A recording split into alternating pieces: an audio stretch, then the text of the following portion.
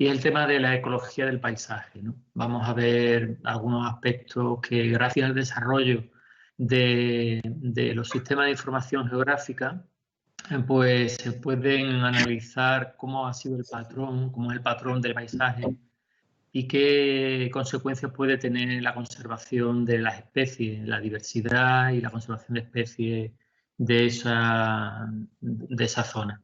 Entonces, lo que vamos a ver en esta primera hora es lo que tenéis marcado ahí en amarillo. Primero, un poco definir qué es el paisaje, que se compone principalmente de dos aspectos importantes. Por un lado, la composición y por el otro, la configuración espacial. ¿Cuáles son las preguntas clave que se hacen cuando estudiamos la ecología del paisaje? Y luego vamos a ver qué tipo de cambio espacial y fragmentación existe con una categorización usando un árbol de decisión. Y por último veremos algunos de los posibles efectos negativos que puede tener la fragmentación en distintos aspectos de la conservación y el funcionamiento de los ecosistemas. Mira, este tema pues lo he sacado principalmente de un curso muy interesante que hay disponible en YouTube, que es un curso que está realizado por un profesor de la Universidad Politécnica de Madrid, de la Escuela de Ingenieros de Monte, que se llama Santiago Saura, y tiene un curso que se llama Curso de Conectividad Ecológica. Este profesor trabaja mucho en este tipo de aspectos de ecología del paisaje y mucho de lo que veréis aquí en este tema pues, procede de su presentación. Es un curso que tiene 15 vídeos, no, perdón, 13 vídeos y lo podéis consultar si algunas cosas no os queda clara del tema que os he puesto. Yo he tratado de resumir lo principal. Estos 13 vídeos pues tienen un... ¿Perdón? ¿En YouTube está? Sí, os he puesto la dirección al final del tema. Ah, vale. Lo único inconveniente es que, fijaros, los 13 temas eso, pues cada tiene una duración aproximada de uno a media hora, algunos un poquito menos, otros un poquito más. Entonces sería, yo me he tirado 7 horas más que escuchándolo, ¿no? Pero bueno, yo creo que podéis ver lo que os quede un poco más dudoso, ¿no? Y luego también lo he complementado con algunos artículos recientes sobre el tema de la fragmentación, que es lo que vamos a ver básicamente, y la conectividad ecológica. ¿El canal cómo se llama? Pues dicho, ¿perdón? ¿El canal cómo se llama?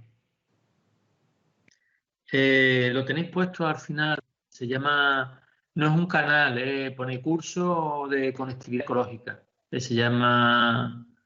Bueno, lo mismo es un canal, es verdad, puede ser un canal, puede estar editado como un canal que tiene esos 13 vídeos, ¿vale? Tenéis al final de la presentación en la bibliografía tenéis la dirección, ¿vale? Así que ahí podéis consultarlo. Perfecto. Bien, entonces, bueno, vamos a ver primero qué es un paisaje, ¿no? Desde un punto de vista ecológico, ¿no? Que es lo que nos interesa, ¿no?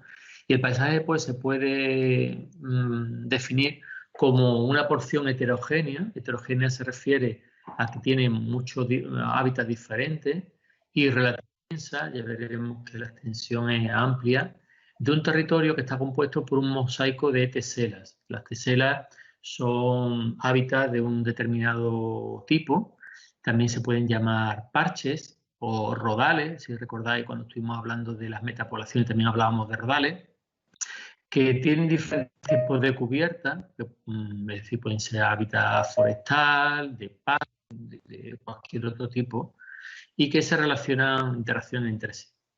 Este tipo de aproximación pues, tiene un gran desarrollo gracias a las herramientas del sistema de información geográfica, que la carrera creo que se le da muy poca importancia y de hecho, bueno, creo que no tenéis ninguna asignatura específica de ello, pero os recomiendo que por vuestra cuenta os pongáis, si os interesa este tipo de aspectos, porque ya hay muchas herramientas y programas de sistema de información geográfica gratuito como QGIS, Y el desarrollo de la teledetección, que ya habéis visto en la primera práctica también, con el cálculo del índice de vegetación, pues todo este tipo de técnicas, que además están en disposición pública, pues han facilitado mucho su estudio. Bueno, como os comentaba antes, la tisela o parche podemos considerarlo como ese área relativamente homogénea, como veis aquí en esta foto aérea, que está enmarcada así en rojo, de una zona forestal. Aquí tenéis otra zona, ¿verdad? Aquí tenéis que tiene unos bordes muy bien definidos, con características diferenciadas, es decir, que si este es una tesela forestal, pues muy diferente de la que tenemos alrededor, en la que tenemos un matorral o tenemos pasto, que se diferencia, como decía, de esa zona adyacente, que se encuentra inmersa en una matriz del paisaje, que podemos considerar todo lo demás, ¿no?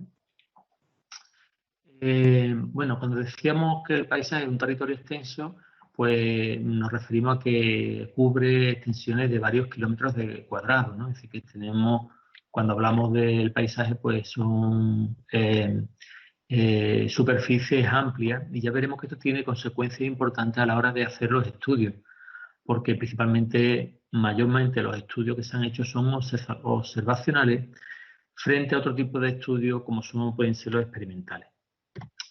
Bien, de todas maneras, la extensión o la escala en las que hacemos estos estudios de ecología del paisaje, pues depende mucho del tipo de especie, depende es decir, por ejemplo, aquí he puesto un rodal en el que tenemos un escarabajo y un pequeño mamífero. Pues la escala va a depender en función del tamaño y del grado de movilidad de esos organismos. También va a depender del proceso ecológico que queremos estudiar, y si es algún aspecto de gestión o conservación, pues cuáles son los objetivos de esos planes de gestión y conservación en el ámbito territorial. ¿Vale? Entonces, que esa extensión pues, es dependiente de esos aspectos, ¿no? Bien, cuando queremos caracterizar el paisaje, es necesario cuantificar dos aspectos importantes. Por un lado, es la composición, es decir, qué tipos de cubiertas están presentes en ese tipo de paisaje y cuál es el área ocupada. Podemos tener espacio forestal, de pastos, urbanos, carreteras, cultivos, etcétera, ¿no? Es decir, qué tipo de cubierta tenemos y cuál es el área. Pero también, muy importante, es la configuración espacial, es decir, cómo se distribuyen espacialmente esos tipos de cubiertas, si están próximos, si están muy fragmentados, si la forma es irregular, si las formas son más cuadradas o redondas, cómo es la conectividad, cómo es los bordes que se presentan en ese tipo de teselas, ¿no? Es decir, que esos dos aspectos, tanto la composición como la configuración espacial, son muy importantes y tenemos que definirlo a la hora de estudiar los aspectos de ecología del paisaje. Bien, como decía antes, es muy importante el desarrollo, o ha sido muy importante el desarrollo de los sistemas de información geográfica para estudiar la configuración, porque lo podemos hacer de una manera casi más o menos automática, con reconocimiento de las cubiertas o con mapas detallados, de forma que una misma composición, como os pongo aquí, por ejemplo, en la que imaginaos estas manchas verdes son áreas forestal y los alrededor son, imaginaos, cultivos, pues una misma composición, pero puede tener una diferente configuración. En el caso que tenemos a la derecha, tenemos la misma área o la misma composición, es decir, que tenemos bosque, teselas de espacio forestal inmerso en una matriz agrícola, y en el caso de la derecha tenemos la misma composición, pero las teselas son mucho más grandes. Y entonces, bueno, esta diferente configuración pues puede tener una respuesta, unos efectos diferentes, independientemente de la composición. Es decir, que esa configuración espacial pues puede determinar diferentes aspectos que nos interesan, como la probabilidad de extinción o la capacidad de dispersión entre las teselas. Entonces nos pasamos al siguiente punto, que es, bueno, ¿qué preguntas son interesantes o cuáles son las preguntas que se hacen desde la perspectiva de la ecología del paisaje? Bueno, la primera de estas preguntas es ¿por qué se dan esos patrones? Es decir, tenemos una disposición, cuando con patrón me refiero a esa estructura del paisaje, que implica la composición, es decir, qué tipo de hábitat, de tesela tenemos, y cuál es la configuración espacial, cómo se conectan o cómo están distribuidas espacialmente. Entonces, la primera pregunta es ¿por qué? ¿Cuáles son las razones de que se estén dando esos patrones? Es decir, esos patrones pueden haber sido ocasionados por aspectos de causas naturales, imaginamos un incendio natural o un huracán que ha destruido parte del bosque y ha generado un patrón de claros y de zonas forestales. O bien, lo que es más frecuente y lo que vamos a estudiar, que gran parte de los patrones están ocasionados por la actividad del hombre, modificando los usos del suelo y cambiando zonas forestales por zonas agrícolas o ganaderas, o el abandono, como se puede producir también en otras zonas, el abandono de zonas agrícolas que son poco productivas y, por tanto, la colonización por matorral y bosque. Vale, entonces esa es la primera pregunta. ¿Por qué? ¿Por qué se dan estos patrones? La siguiente pregunta es, bueno, ¿cuáles son los efectos que están produciendo esos patrones, por ejemplo, en aspectos importantes como puede ser la dispersión o la diversidad o la tasa de extinción, ¿no? Aquí os pongo una foto de un paisaje cercano a Doñana, en la que tenemos una carretera. Bueno, pues esta carretera, la disposición de las carreteras y de cómo se estructuran esas redes viarias, va a tener consecuencias en la dispersión de, por ejemplo, de los linces. Entonces, que si eso está teniendo un efecto importante en la dispersión o en la causa de mortalidad, como ya sabemos, pues habría que tratar de prevenir esos efectos, ¿no? Por tanto, esa es la segunda pregunta. ¿Cuáles son los efectos de estos patrones desde el punto de vista de esos aspectos relacionados con la conservación?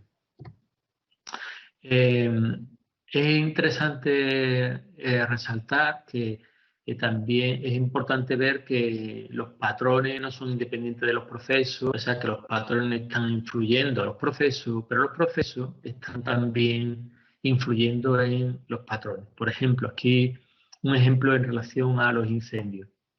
El patrón de la estructura del paisaje, es decir, la forma y localización de las teselas, es decir, imaginaos que tenemos parcelas muy próximas donde no hay cortafuegos, pues puede facilitar la propagación del fuego, lo que llamamos el proceso. ¿Vale? Es decir, que una determinada estructura pues, va a originar que sea más fácilmente o menos que ese fuego se propague. Pero por otro lado, la frecuencia y extensión de esos fuegos, es decir, lo que son los procesos, pues van a determinar ese patrón, estableciendo muchas más áreas abiertas que pueden ser de pasto, de matorral, etcétera. Es decir, que esos procesos, esa extensión y frecuencia de los focos va a originar también un patrón definido en la estructura del paisaje. Por lo tanto, vamos a ver esa interacción entre lo que se llaman los patrones y los procesos. Otra de las preguntas clave en ecología del paisaje es, bueno, cómo, ya que tenemos un patrón de distribución de esos rodales, cómo gestionar mejor estos patrones para mejorar, por ejemplo, el estatus de conservación de una especie amenazada, por ejemplo, el lince. Ahí os pongo, por ejemplo, un libro que ya os colgaré el PDF que está disponible en internet, pero lo cuelgo en el tema, por si queréis consultarlo. Es un manual para la gestión del hábitat del lince ibérico, en la que se proponen diferentes actuaciones para localizar, para determinar o mejorar la gestión y la conservación de esa especie emblemática. Entonces, esta es una pregunta muy relacionada pues, con lo que se llama la gestión, ¿no? Y otro de los aspectos interesantes dentro de la ecología del paisaje es cómo cambia a lo largo del tiempo esos patrones. Y esos patrones no son constantes, sino que van a ir cambiando a lo largo del tiempo. Eso igualmente, pues gracias a la disposición de imágenes satélites o de fotos aéreas a lo largo del tiempo, pues podemos ver cómo ha ido cambiando. Pues aquí tenéis una foto de una zona más forestal, cómo ha ido cambiando, en la que la zona forestal ha ido desapareciendo a lo largo del tiempo, o bien un paisaje, un ecosistema tropical en la selva brasileña, cómo ha ido fragmentándose debido a la formación de una carretera para extracción de madera, y como eso ha ido incrementando la fragmentación y la pérdida de hábitat en esa zona. Entonces, como decía, el uso de esas imágenes satélites y de fotos aéreas a lo largo del tiempo, pues podemos analizar con esas herramientas de sistema de información geográfica esos patrones. ¿Qué cambio ha habido en la disposición del paisaje? Bien, hay que tener en cuenta que es muy importante lo que llamamos la matriz del paisaje para entender un poco qué es lo que está ocurriendo en esas teselas. Aquí os pongo un ejemplo en el que tenemos en este cuadradito en el que tenemos dos teselas, ¿vale? Dos teselas, dos zonas en las que no tenemos en cuenta la matriz, ¿vale? Y podemos intuir que la dinámica de lo que ocurre dentro de las teselas es muy parecida, pero fijaros, en la foto de la derecha vemos como este rodal, esta tesela, pues está muy rodeado principalmente por hábitats de otro tipo, principalmente cultivos agrícolas, mientras que este rodal pues, está rodeado de otras zonas muy similares de ámbito forestal. Por tanto, dos teselas del mismo hábitat, pero rodeadas por un hábitat distinto, pueden tener una composición de especies muy distinta, de forma que, por ejemplo, esta de aquí pues puede tener más especies generalistas, va a tener unas características abióticas diferentes de las que tenemos en el interior del bosque, porque influye mucho más, hay mucho más viento, hay mucho más radiación solar, mayor contaminación que puede afectar al tipo de especies que podemos encontrar en ese tipo de tesela. ¿Vale? Por tanto, lo que queremos ver aquí, o lo que quiero que veáis, es la importancia de considerar lo que rodea esa tesela y luego veremos cómo mejorar esa conexión o minimizar esos impactos que pueden tener ese tipo de hábitat tan diferente que podemos tener alrededor de algunas teselas. Bueno, ¿cómo se estudia el paisaje? El problema del paisaje es que los estudios del paisaje tienen la dificultad de que es muy difícil manipular experimentalmente el paisaje. Es decir, a diferencia de lo que puede ocurrir en otro tipo de ciencia o dentro de la ecología para estudios más locales, podemos hacer que experimentalmente, imaginaos que nos interesa saber si la disponibilidad de nitrógeno en el suelo está influyendo en el crecimiento de los pastos. Bueno, pues aquí podríamos hacer un experimento echando en una zona un abono con nitrógeno y en otras no. Haríamos varias réplicas y veríamos si a lo largo del tiempo se ha notado un incremento en la producción de esos pastos. Eso pueden ser parcelas pequeñas de varios metros cuadrados. Es muy difícil de hacer un experimento de ese tipo en el paisaje, porque ya dijimos que la escala espacial suele ser muy amplia, incluyendo varios kilómetros cuadrados. Entonces, debido a esa dificultad de poder hacer experimentos a una gran extensión, pues la mayor parte de los estudios que se han hecho sobre ecología del paisaje son observacionales, ¿no? Lo cual tiene la desventaja que no tiene tanta potencia estadística y por tanto es más difícil detectar efectos porque pueden estar covariando con otras variables que no controlamos. Y por tanto es difícil de llegar a conclusiones sólidas. Sin embargo, ya veremos cómo hay algunos experimentos sobre todo en algunos ecosistemas tropicales en los que se ha podido realizar este tipo de experimentación con diferentes tratamientos, pero no es lo general.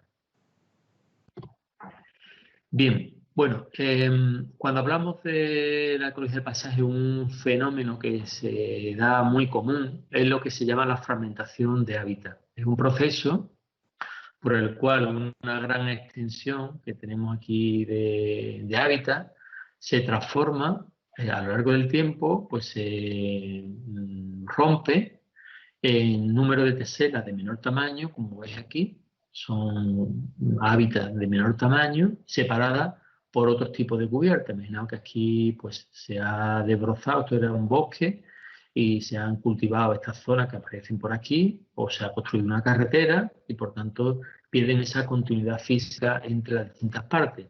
Este proceso puede continuar a lo largo del tiempo y va a originar pues un mayor número de parcelas con una mayor desconexión entre ellas y un mayor aislamiento. Entonces, os pongo aquí una diapositiva que he elaborado Diego Jordán y me le ha cedido para que veáis un poco cómo partiendo de una área grande, muy homogénea, pues a lo largo del tiempo se puede romper en varias telas de diferente tamaño que están aisladas y a lo largo del tiempo pues, puede ocasionar una mayor fragmentación y esto origina pues que tengamos una reducción del área total, estamos aumentando el número de fragmentos. Al aumentar ese número de fragmentos, disminuye por lo general el tamaño de los fragmentos, se produce un aislamiento creciente, es decir, que las parcelas están cada vez más distantes y que aumentan los efectos borde. Es decir, la zona esta ya lo veremos con un poco más detalle un poco más adelante, qué es lo que significa esos efectos borde. ¿Vale? Pero en general, en la fragmentación de hábitat, pues tenemos eso. Lo que pasa es que aquí realmente estamos teniendo dos procesos que está ocurriendo. Uno es la fragmentación y otro es la pérdida de hábitat. ¿Vale? Entonces vemos que es importante, gran parte de los resultados cuando tratan de separar los dos aspectos, pues encuentran que es importante separar lo que es la fragmentación de lo que es la pura pérdida de hábitat. Ya lo veremos eso con más detalle en algún ejemplo. ¿Vale? Aquí tenéis un ejemplo de una reconstrucción de una zona de Inglaterra en la que se observa pues, en zonas oscuras la zona boscosa, en zonas claras pues, otro tipo de cubierta. En el año 400, como esto en el año 1086 pues, se redujo, en el año 1650 pues, se ve cómo se han reducido mucho más y las pequeñas parcelas de bosque que quedan actualmente en 1960. Es decir, que ha habido, pues, esto es muy común en muchas zonas de la Tierra, ¿no? De zonas boscosas principalmente. Bueno, vamos a ver dos casos de cambios espaciales que pueden asociarse y que ocurren previamente o simultáneamente a la fragmentación. Una es lo que se llaman las incisiones. Aquí veis un diagrama en la que vemos una zona, por ejemplo, forestal, y se construye una carretera para acceder a alguna de las zonas en el interior. Fijaros que aquí todavía realmente no se ha producido una fragmentación, porque la área todavía sigue siendo continua. Aquí veis la foto de la carretera y esto es muy típico pues, para explotaciones forestales, ¿no? Aquí veis una foto en diferentes tiempos en un bosque tropical en Brasil, en la que se construye un carril para ir a acceder al interior del bosque y luego como esta carretera a lo largo del tiempo pues ha originado pues estos otros caminos perpendiculares que se usan pues para extraer árboles de madera valiosa, por ejemplo, como caoba o el cedro, de forma que se establecen ese tipo de patrón que se llama un patrón en espina de pescado, ¿no? Por la forma que tiene. De forma que estas incisiones, en un primer lugar, aunque no tengan un efecto directo, inmediato sobre la fragmentación, posteriormente va a dar lugar a esa fragmentación en la que tenemos rodales aislados y de menor tamaño que la zona extensa que veíamos unos años anteriormente. Una pregunta. Otro tipo... Sí. ¿Los cortafuegos que se ven en los montes también serían cambios espaciales que provocarían fragmentación? Bueno, buena pregunta. Realmente los cortafuegos podrían constituir una barrera, pero realmente las dimensiones que pueden tener los cortafuegos pues son pequeñas como para evitar la dispersión de los organismos, ¿no? Pueden tener a lo sumo 20-30 metros y los beneficios que se originan con un cortafuego pues pueden ser mucho mayores que el perjuicio que se puede originar a la hora de mantener una cubierta continua, ¿no? Entonces, claro, en nuestra zona donde hay mucha actividad humana, pues el riesgo de incendio es muy elevado y el hecho de hacer cortafuegos, aunque pueda tener algún efecto negativo en la dispersión, pero dadas las dimensiones que tienen los cortafuegos, realmente sería poco en relación al beneficio que se puede obtener. Pero como tú comentas, sí, puede tener su consecuencia negativa, pero son más los beneficios en nuestra área que lo que sería no hacerlo, ¿no? Vale, muchas gracias. Nada. Bueno, os comentaba otros cambios espaciales, ¿no? Aquí, por ejemplo, muestro lo que se llaman las perforaciones, o con una foto de un bosque tropical en la que se ha cortado una zona y que normalmente esto era usado o sigue siendo usado por las comunidades indígenas para cultivarlo, ¿no? Se corta, es lo que se llama una agricultura de corta y quema, o en inglés slash and burn, que es corta, se deja secar, se quema, esa ceniza fertiliza el terreno y se cultiva durante varios años, a lo sumo 5. Cuando deja de ser productiva la zona, porque se han lavado todos los nutrientes, pues se abandona y la comunidad va a otra zona y puede volver al nuevo sitio al cabo de 20 o 30 años, ¿no? Entonces ese tipo de perforaciones pues son típicas de ese tipo de estrategias de corte y quema en los bosques tropicales. Bueno, para sintetizar estos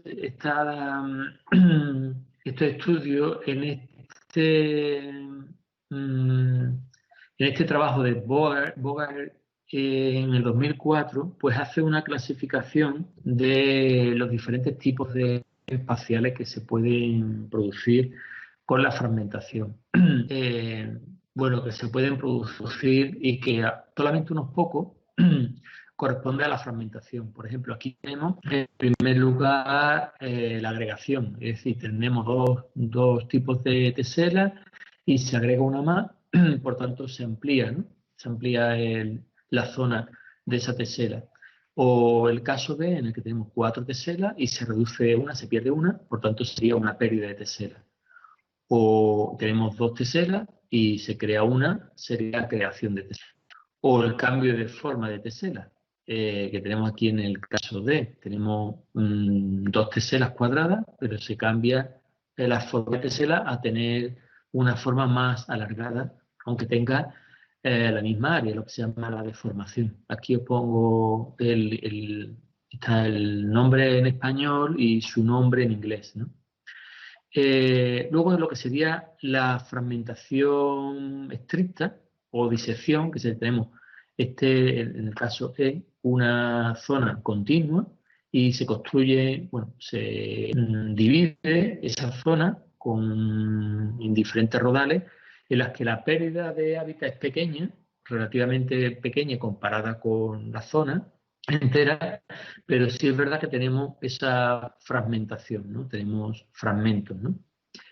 El caso I sería un incremento de tamaño de las teselas. Si tenemos dos teselas separadas, se incrementa el tamaño, por reforestación, por ejemplo, ¿no? Fijaros, en el caso G es lo que normalmente se considera como una fragmentación, pero en sentido grosero. ¿Por qué grosero? Porque aquí estamos teniendo dos efectos importantes. Lo que es la pérdida de hábitat, fijaros que el área en la situación inicial G es mucho mayor que en el caso posterior, tenemos menos área, pero además tenemos fragmentos, ¿vale? El H sería la perforación, lo que os antes he comentado de lo que ocurre en algunos bosques tropicales para hacer la práctica de agricultura de corte y quema, y que puede ser unos pasos iniciales a que eso se vaya fragmentando. Luego podemos tener el desplazamiento en la que tenemos estas dos parcelas, pero se cambia su disposición, o la reducción. Tenemos 4 parcelas y se reduce su tamaño. Vale. Lo interesante de este trabajo, aparte de esta clasificación importante, es que nos permite un árbol de decisión para clasificar esos árboles espaciales. De forma que tenemos el número de teselas tenemos antes del cambio y después del cambio. 0 significa antes del cambio y 1 significa después del cambio. Entonces, n sub 0 significa el número de teselas total. El área A sería el área total del hábitat. Y el P sería el perímetro de las teselas, ¿vale? Entonces y entonces en función de esto, pues nos vamos a algunos de los ejemplos que habíamos visto anteriormente. Vamos a ver un ejemplo que sería la fragmentación en sentido estricto, ¿no? En este ejemplo, un área y tenemos un área U1, A1, un momento después, que es menor que el área anterior. Es menor, pero no es muchísimo menor. Luego, el perímetro, puesto que lo del perímetro sería la suma de todos los perímetros que tenemos aquí, sería mucho mayor en este caso, en el P1, que en el P0. Y el número de teselas, el número de zonas, es mucho mayor en el tiempo 1 que en el tiempo 0. Entonces nos vamos aquí al árbol de decisión. Dice, bueno, como n sub 1 es mayor que n sub 0, como tenemos aquí, nos vamos a esta zona del árbol. Vale, y aquí tenemos que el A sub 1 puede ser mayor que el A sub 0 o que el A sub 1 es menor que el A sub 0. Pues cogemos esta rama porque el A sub 1 es menor que el A sub 0. Y dentro de esta, pues tenemos dos posibilidades, que el A sub 1 sea muchísimo menor que el A sub 0, cosa que no es así, o que tenemos el A sub 1 menor que A sub 0, algo menor, que es la disección, es la fragmentación en sentido estricto. ¿Vale? Entonces, es interesante este árbol de decisión porque nos permite pues, ver qué tipo de cambios espaciales se están originando en esa zona. Bueno, vamos a ver qué efecto tiene la fragmentación. Pongo aquí posibles efectos negativos, porque se pueden dar en mayor o menor grado, dependiendo de la especie y también dependiendo de si se pierde mucho hábitat o no, ¿vale? Entonces, el primer de los efectos que suele originar la fragmentación es la reducción en el tamaño de las teselas. ¿Qué efecto suele tener esa reducción en el tamaño de las teselas? Pues ahí lo tenéis resumido, puede haber menos recursos, es decir, que imaginaos aquí tenemos una parcela en la que está viviendo una mariposa, pues se divide en varias parcelas y tenemos otra fragmentación mucho mayor. ¿Y qué puede ocurrir? Pues que esta parcela sea muy pequeña y tenga menos recursos, por lo tanto no puede albergar a una población viable de esta especie, ¿no? También lo que vamos a tener que, al reducirse esa tesela, vamos a tener una menor proporción, conforme se va reduciendo, de poblaciones por encima de ese umbral de viabilidad. Es decir, necesitamos una determinada superficie y si se van reduciendo esas superficies, pues vamos a tener una menor proporción de teselas en las que podemos tener poblaciones, ¿no? Y también lo que observamos es que este efecto es mucho más acusado para especies que necesitan grandes áreas o que tienen requerimientos energéticos. Aquí ponemos el ejemplo de una mariposa en la que puede que solamente de estos 5 rodales, en uno de ellos no sea capaz de mantener una población viable por esa menor disponibilidad de recursos, pero por ejemplo en el caso de un oso, pues podemos llegar a que incluso en la fragmentación mayor ninguna de estas rodales sea adecuado para mantener una población viable, porque es muy pequeña y no tiene recursos para mantener una población en condiciones en esa área, ¿no? Y ya más que decir cuando está mucho más fragmentado y los rodales son mucho más pequeños. Bueno, entonces ese es uno de los primeros efectos negativos que tiene la reducción de las teselas. El otro aspecto es el aislamiento, es decir, que si tenemos aquí un rodal grande y se va dividiendo, la distancia que hay entre estas parcelas pues va aumentando y eso condiciona el movimiento de las especies entre las teselas. Por tanto, la colonización va a ser más dificultosa, va a ser más difícil conforme esos rodales se van haciendo cada vez más pequeños y más alejados. Si recordáis, cuando hablamos del tema de las metapoblaciones, también vimos cómo las parcelas más alejadas, pues vimos en algunos de los estudios cómo la colonización se hacía como mucho más difícil, ¿no? Y por tanto, perdemos lo que llamamos esa conectividad ecológica, el hecho de que se conecten esos rodales, esas teselas, por la dispersión de los individuos. De todas maneras, eso también depende de la conectividad que pueda existir en lo que llamamos la matriz. Por ejemplo, imaginaos para este caso que la matriz que rodea a estos rodales en las que vive esta lagartija, pues imaginaos que son zonas urbanas, donde no puede vivir, el hábitat de esta especie no es adecuado. Entonces, eso imposibilitaría la conexión de esos rodales, de esas teselas.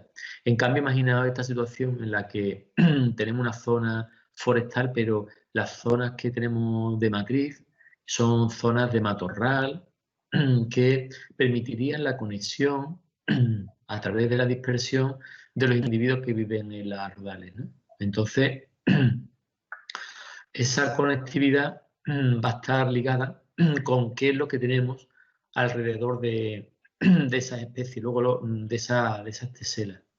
Luego veremos con más detalle en la siguiente hora, ¿no? Es decir, que esa conectividad pues, va a venir muy relacionada por la conexión que se establece en las teselas. Y por último, otro de los efectos que antes comentaba en un principio de la fragmentación es el aumento del efecto borde. El efecto borde es lo que podría originarse en la zona limítrofe de la tesela a todo tipo de hábitat que tenemos alrededor. Y eso, las consecuencias que tiene, voy a ver si tengo aquí alguna diapositiva. Aquí, por ejemplo, imaginaos aquí esta diapositiva en la que tenemos un bosque y en la zona una zona deforestada. Me refiero al efecto borde a esta zona que está limitando con un hábitat muy distinto. En el caso de la carretera, como tengo aquí, pues una zona en la que el hábitat es muy distinto y esa zona limítrofe pues, va a tener unas características muy distintas. ¿Cuáles son las características distintas que podemos tener? Bueno, pues se ha observado que en esos bordes de las parcelas, de las teselas, se incrementa la herbivoría. Normalmente los herbívoros, pues sean silvestres o domésticos van alrededor de esos bordes y por tanto hay una mayor presión en las plántulas, en el regenerado y puede ocasionar una limitación en la regeneración. También muchas especies generalistas aprovechan esos bordes para colonizarlo y por tanto está cambiando la composición. Y hay depredadores como las urracas, los zorros, que les gusta o que tienen como estrategia de búsqueda esos bordes, ¿no? Porque encuentran ahí mayores presas. Por tanto, hay mayor predación de nidos, ya lo veremos ahora en un ejemplo, y también mayor actividad humana. En relación a resultados experimentales, pues aquí, por ejemplo, os pongo dos experimentos que se hicieron en trabajos de encinar, en las que se pusieron nidos con huevos en el suelo y en diferentes fragmentos de diferentes dimensiones de encinar. Esto está en logaritmo, esto sería el 0 sería 1 hectárea, esto serían 100 hectáreas, 10 hectáreas, el logaritmo de 2 serían 100 y 1000, ¿no? Pues, ¿qué se observa? Pues que en los rodales pequeños la proporción de nidos depredados pues es muy elevada, por lo que antes comentaba, ¿no? de muchos depredadores generalistas van alrededor de esos bordes y van consumiendo preferentemente presas fáciles. Entonces observamos que el tener el ser pequeño, el ser una tesela pequeña implica que hay una gran área con mucho borde y por tanto el efecto de la depredación es mucho más elevado. Igual manera se hizo, o resultados similares se obtuvieron cuando se observó la depredación de bellota por ratones. Aquí este es el porcentaje de bellota consumido, en puntos claros con respecto al área, en las mismas dimensiones que antes habíamos comentado. Es decir, esto sería 1 hectárea, 10, 100 hectáreas y 1000. ¿Y qué observamos? Pues que la proporción de bellotas consumida por los ratones es casi del 100%, pero que esta disminuye conforme los rodales se van haciendo mayores y disminuye hasta llegar a ser el 30 o 40%. Y esto está muy asociado también a la densidad, que es el punto oscuro en la que observamos cómo la densidad pues también disminuye con el tamaño del rodal. Es decir, que el hecho de ser una tesela más pequeña implica que hay mayor superficie de efecto borde y por tanto vamos a tener mayor consecuencia de este tipo. Al final de la presentación os he puesto un ejemplo en el que se calcula este efecto borde, pero no me quiero entretener en eso porque es fácil entenderlo. Son las últimas 2 diapositivas del tema.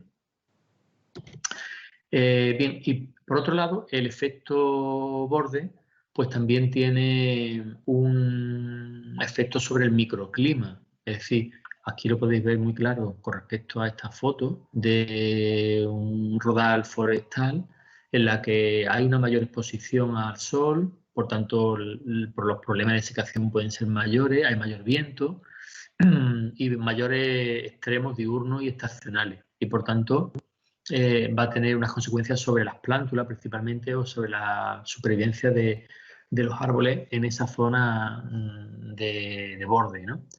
Y también se ha visto que esto no es igual para todas las zonas, sino que es mucho mayor este impacto en las zonas áridas, con respecto a otro, imaginaos un bosque templado, el efecto borde pues va a tener menos consecuencias negativas, pero en las zonas áridas donde ya la sequía veraniega es un problema, el hecho de que se note mucho más el efecto de la sequedad del ambiente, pues le va a agravar mucho más la situación. Y bueno, aquí lo que os comentaba es que al disminuir el efecto borde, el área interior va a disminuir, ¿no? Por ejemplo, aquí os pongo una zona amplia en la que se contabiliza el área total con respecto al área expuesta al borde, y en este área el 56% del área es interior, porque se considera interior. El exterior sería todo esto que está marcado en azul. Si disminuimos el tamaño, pues encontramos que solamente tenemos un 13% del área interior. Y si disminuimos mucho más el tamaño de la tesela, pues tendremos que un 0% del área interior será la ocasionada, o sea, la que encontraremos en esa zona.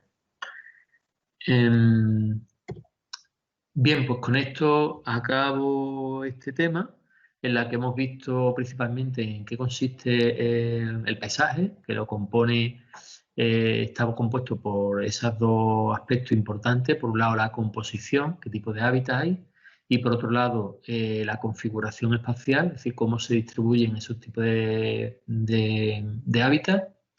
Luego hemos visto que nos interesa conocer los patrones, es decir, cómo es la estructura del paisaje.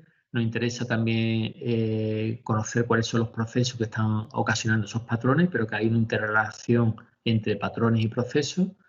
Nos interesa saber cuáles son las consecuencias de esos patrones desde el punto de vista de la gestión y cómo está cambiando a lo largo del tiempo. Luego hemos visto las consecuencias de lo que es la fragmentación, y esta figura es muy interesante porque nos aclara qué tipo de cambios espaciales se pueden producir a nivel del paisaje. Y resaltar que lo que se considera como fragmentación, en sentido estricto, sería esta que llamamos aquí, que está marcada con E, en la que hay una pequeña pérdida de hábitat, pero lo importante es que se forman diferentes rodales. Pero normalmente lo que vemos es la G, que a partir de un área muy grande, pues tenemos rodales, pero hay una gran pérdida de hábitat. Así que el área perdida aquí es mucho mayor que, por ejemplo, el efecto que puede tener la fragmentación. Y esto pues se puede analizar con un árbol de decisión para saber qué tipo de cambios espaciales podemos tener. Y luego hemos resumido los posibles efectos que puede tener la fragmentación de un aumento una disminución en el tamaño de las teselas, un aumento del efecto borde y las consecuencias que puede tener eso sobre la dinámica de muchas especies que no son capaces de vivir en esos bordes. Que vamos a ver principalmente algunos resultados de experimentos que se han elaborado para ver los efectos que tienen los cambios en los patrones del paisaje con respecto a la diversidad de especies y el funcionamiento de los ecosistemas, ¿no? Entonces, vamos a ver una revisión sobre esos efectos de la fragmentación. Vamos a ver algunos estudios observacionales, pero también algunos estudios experimentales, y vamos a ver también algunos estudios que intentan ver el efecto que tiene aumentar la conectividad ecológica entre esos rodales o teselas que han quedado aislados. Y luego veremos un concepto interesante que es la deuda de la extinción. Como os decía al principio, tenéis mucha información de este tema en el curso de Conectividad Ecológica de Santiago Saura, que está colgado en YouTube de forma pública, y podéis acceder a los diferentes vídeos, que son en total 13 vídeos de una duración en total de unas 6 horas. Pero bueno, eso para el que quiera profundizar en alguna de las explicaciones que comento en este tema. Y tenéis la dirección al final. Vale, entonces, bueno, vamos a comenzar con algún aspecto relacionado con intentar ver el efecto de la fragmentación del hábitat. Fijaros aquí en este ejemplo en el que tenemos un rodal en el que tenemos 10 especies, y al cabo del tiempo, debido al cambio del paisaje, pues tenemos unos rodales aislados debido a la fragmentación, y hacemos un nuevo censo y vemos que el censo que aparece en total en todos los rodales pues son 3 especies. Imaginaos que estamos estudiando mariposa o cualquier otro organismo, y notamos que hay menos especies, ¿no? Entonces, bueno, la pregunta es ¿cuántas especies se han perdido por la fragmentación? Podríamos caer en el error de decir que son 7 especies. ¿Y por qué esto es un error, no? ¿A alguien se le ocurre de por qué no son 7 especies? ¿Puede repetir, profesor? Sí, en este ejemplo estamos viendo una zona en la que tenemos una zona homogénea, en la que se ha hecho un censo, imaginado de, por ejemplo, de mariposa, y se encuentra que hay 10 especies. Y al cabo del tiempo, esta zona, que es homogénea, pues se divide en diferentes rodales y hacemos de nuevo el censo y encontramos que solamente hay 3 especies de esas 10. Y podríamos pensar que la pérdida de especies debido a la fragmentación han sido 7 especies. ¿Verdad? Eso es lo que podríamos pensar, pero eso no es lo correcto. ¿Por qué no es lo correcto? Porque no hay... También se puede perder hábitat, ¿no? Exactamente, muy bien. Aquí estamos considerando 2 efectos a la vez.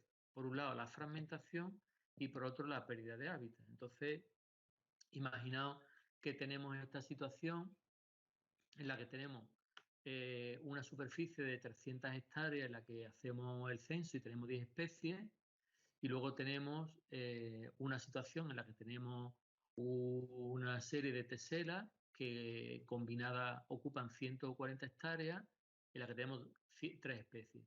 Y tenemos una situación similar en la que tenemos el mismo área, pero no tenemos fragmentación.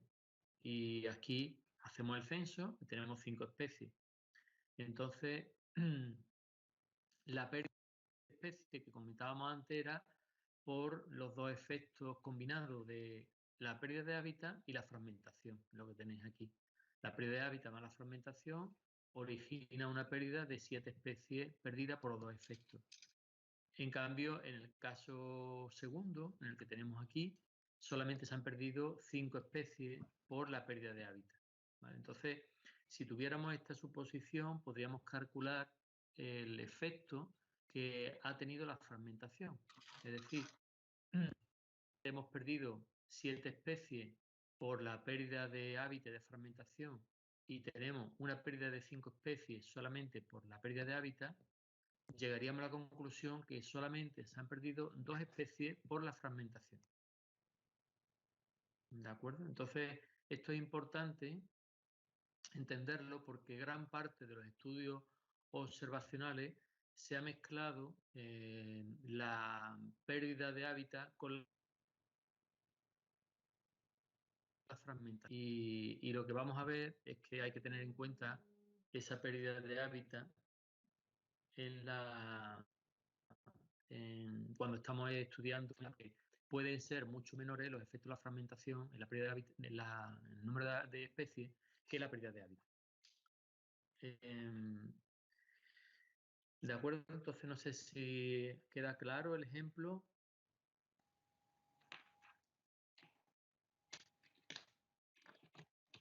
A mí no me queda muy claro. No te queda muy claro, ¿no? ¿Lo puedes Venga, volver a pues lo repetir? repito. Sí.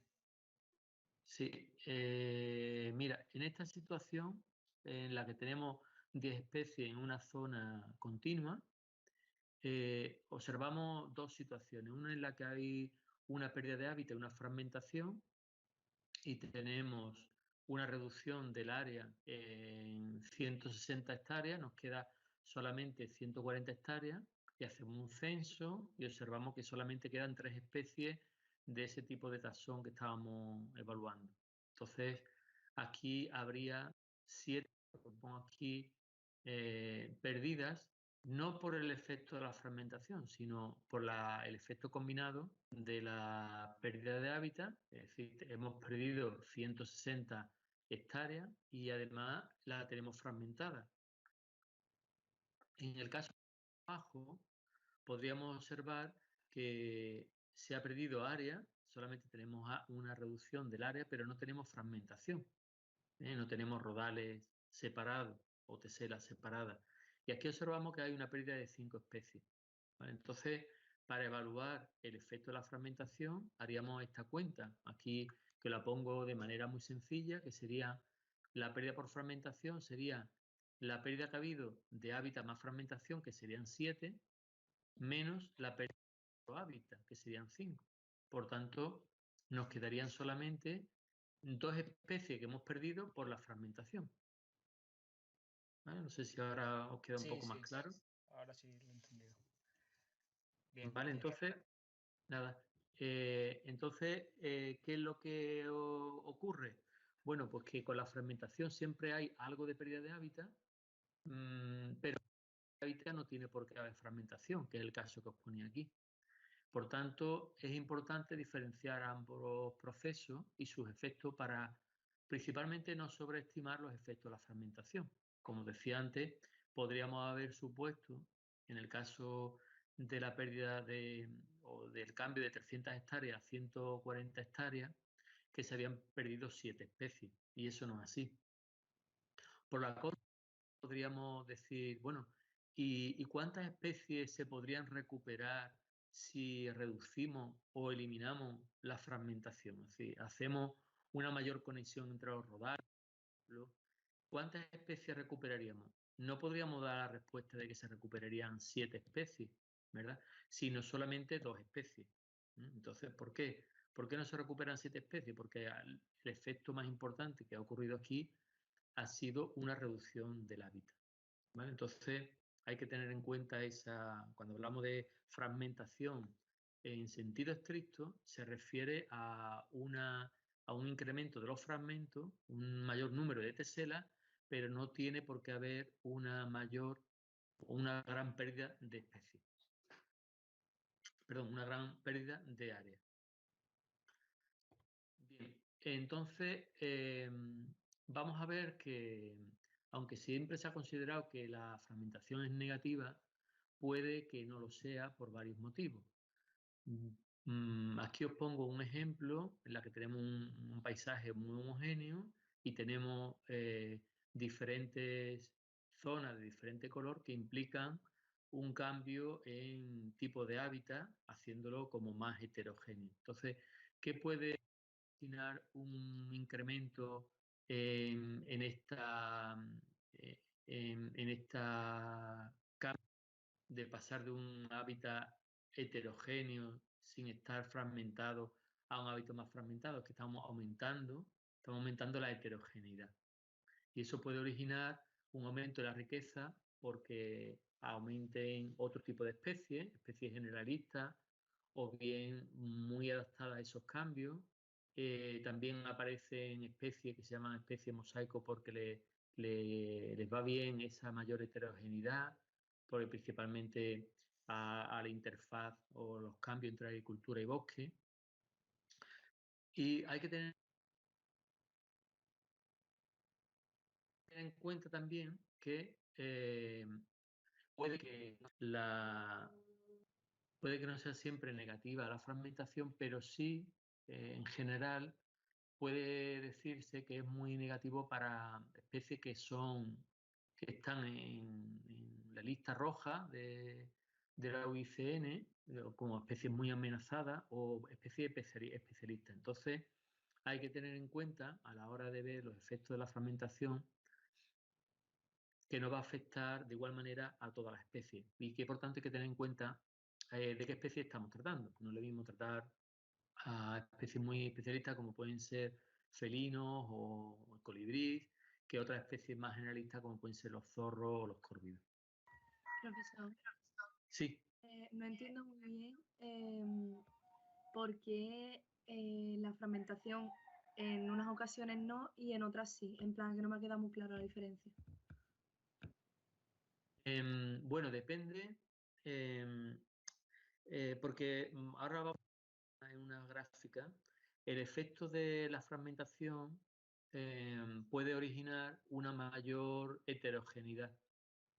Como ves aquí en esta secuencia, en la que un paisaje homogéneo, imagínate, de bosque, pues puede tener un cambio de zonas, imagínate, de matorral, luego de agrícolas o de pasto, ganadero.